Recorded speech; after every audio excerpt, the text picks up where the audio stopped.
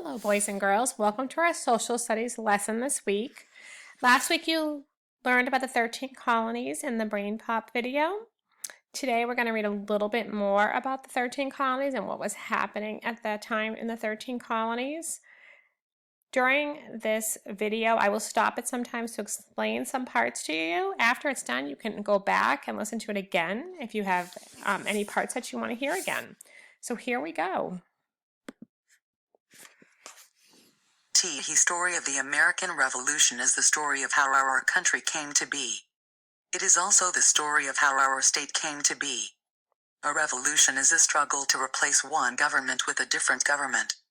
In America, the colonies fought to replace the British government with a government of their own. And here's a great picture of the 13 colonies. As you can see, there's nothing, no colonies over here, no states over here. These were the 13 colonies, and there's Massachusetts.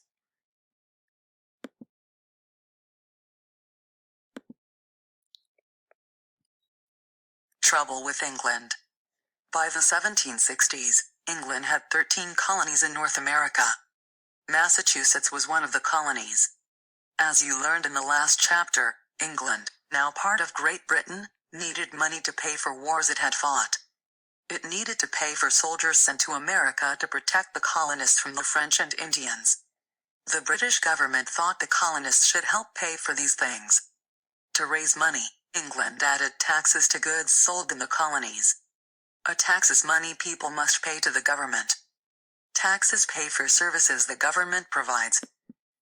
So the colonists had to pay Britain the tax money. The money was not getting put in Massachusetts. It was going back to Britain or England. So do you think that would make them happy? Do you think that they would like to pay tax money, but it's not helping them at all? Your parents pay taxes living in Northborough. It pays for you to go to the schools in Northborough. It pays for the land that you live on. You could ask your parents what else that they pay taxes for, but it stays right in Northborough and in Massachusetts. So the colonists were not so happy about this. So let's read on. First, the British government taxed items such as sugar and molasses. These were things the colonists used every day. Then came the Stamp Act. It said that certain papers the colonists used had to have special stamps on them. The colonists had to pay for the stamps. Letters, newspapers, and even playing cards had to have the stamps. Next came taxes on paper, paint, and tea. The colonists were used to paying taxes on goods brought in from other places. But these new taxes were different. So imagine this. For example, there was tax on tea. Tea was the main drink of colonists. So every time they drank tea, they had to pay a tax. They had to put a stamp on certain things. So picture if let's say your parents said, I'm going to put a stamp on your favorite things and you have to pay me every time you use it. Like maybe every time you play your iPad, you have to pay your parents. So they were putting taxes on many things that the colonists used every day. And like we said, it was used to pay for wars that the British had fought, and they felt like the colonists should pay for it. And here's, these are playing cards. And they had to have a special stamp. There's a stamp. And it says, how much was the tax on these cards? That'd be a good thing to research. Let's go on to the next page.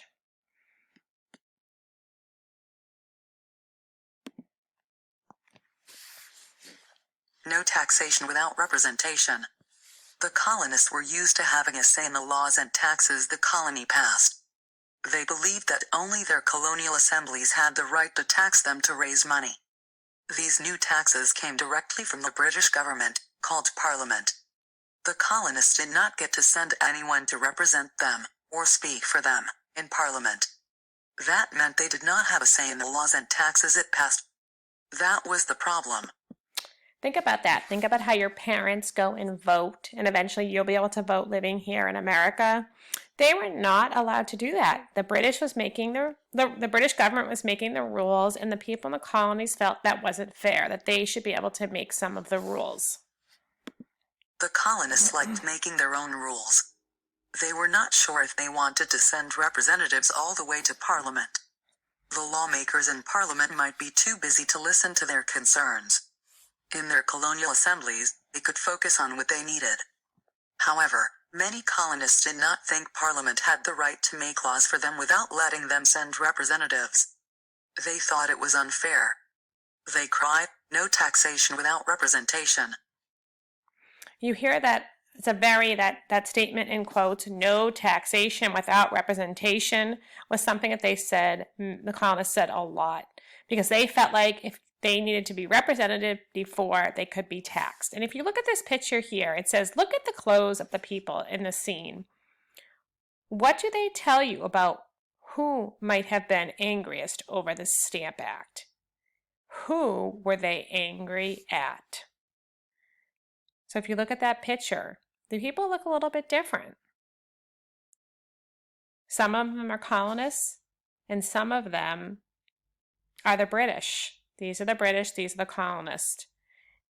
And if I were to look at the picture, I can tell this guy looks pretty angry the way he's holding up his fist. What do you think?